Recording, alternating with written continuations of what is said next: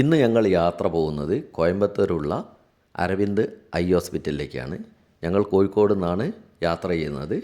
ഉച്ചയ്ക്ക് 2:20 ഇൻ്റർസിറ്റി എക്സ്പ്രസ്സിനാണ് യാത്ര ചെയ്യുന്നത്. 6:30 മണിക്ക് കോയമ്പത്തൂർ റെയിൽവേ സ്റ്റേഷനിൽ എത്തിച്ചേരാവുന്നതാണ്. റെയിൽവേ സ്റ്റേഷനിൽ നിന്ന് പുറത്തിറങ്ങിയ ശേഷം ഇടത് ഭാഗത്തേക്ക് 50 മീറ്റർ മാറി അവിടെ ബസ് സ്റ്റോപ്പ് കാണാം. അവിടെ നിന്ന് അരവിന്ദ് ഹോസ്പിറ്റലിലേക്ക് 90A 44 39 2 16 എന്നീ നമ്പറുകളിലുള്ള ബസ്സിൽ കയറിയാൽ അരവിന്ദ് ഹോസ്പിറ്റൽ എന്ന് പറഞ്ഞാൽ അവർ ഹോസ്പിറ്റലിന് മുൻപ് തന്നെയുള്ള ബസ് സ്റ്റോപ്പിൽ ഇറക്കി തരും.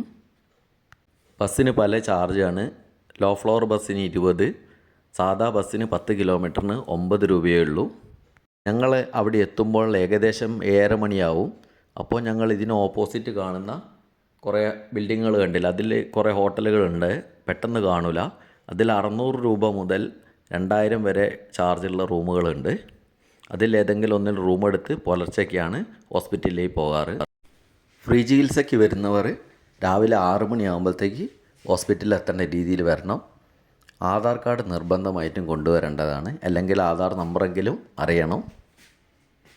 ഈ 2 ബിൽഡിങ്ങുകളുടെയും ഇടയിൽ കൂടെ പോയിട്ടാണ് ഫ്രീ ചികിത്സയ്ക്ക് വരുന്നവർ രാവിലെ തന്നെ ലൈൻ നിൽക്കേണ്ടത്.